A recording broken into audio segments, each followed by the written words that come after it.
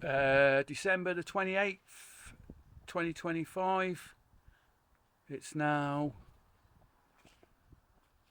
25 past 11. Been out here since 10 o'clock doing my morning movement practice. Today's just been a bit of bows and some kettlebells.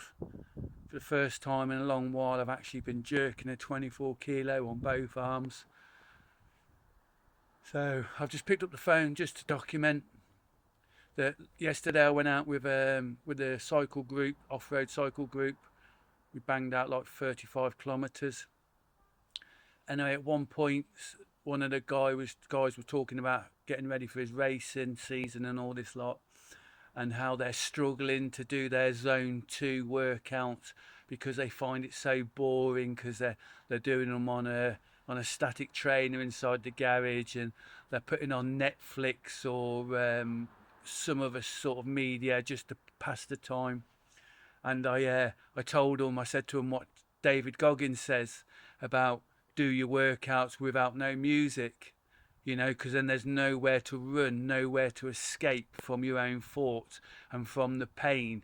And they were like, oh, well, there ain't no pain in zone 2. It's just constant, steady, boring, you know. And they misinterpreted what I meant about pain, yeah.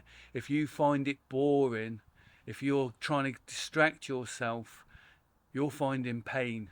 And that's what the pain is. Not all pain is physical, as in when you're doing gut wrenching, puke, and you want to puke with your workouts, that type of pain where the lactic acid is burning through the muscles, and you just got nowhere to escape from that type of pain.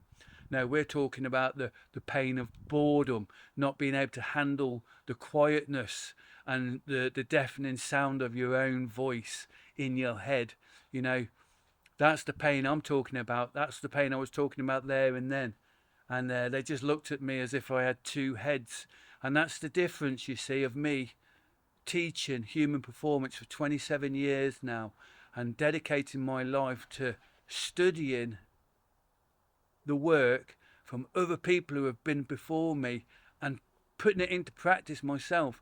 So for the last 3 days now, I've been out here working with no music, no nothing. And I haven't used no music for a while, but what I have been doing, listening to for the last couple of months, is I've just been listening to motivational videos, the compilations of people speaking, all the different characters like Alec Hermosi or Chris Williams or, Les Brown, etc. That type of motivational speaker, the ones where they cut it together and do a compilation.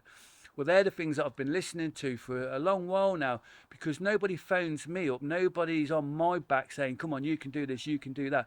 Only my own value and pride is what's driving me. So like I say, for the last few months, that's what I've been listening to. Just constantly positive speak from all these different people who have made it, yeah, who came from nothing. And they all tell you that the work that you do that nobody sees is the work that builds your value. To shine in the light, you must do the work in the dark. And that's the difference. That's what really makes it. When you have that type of deep value that you can't buy, you have to earn it. And you earn it every minute of the day, every thought, one thought at a time, you earn it. It just compiles over time to where you have this character, and your character is based on such high value self-belief.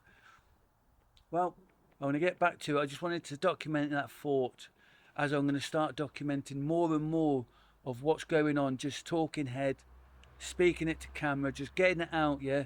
No edits, no cuts, no self-censoring. That's what it's all about. Honesty, integrity, and authenticity. I'm Andy Spacey. This is the home of the Renegade Revolution, and I'm doing the work so I can help myself by helping others. Take care. Yes.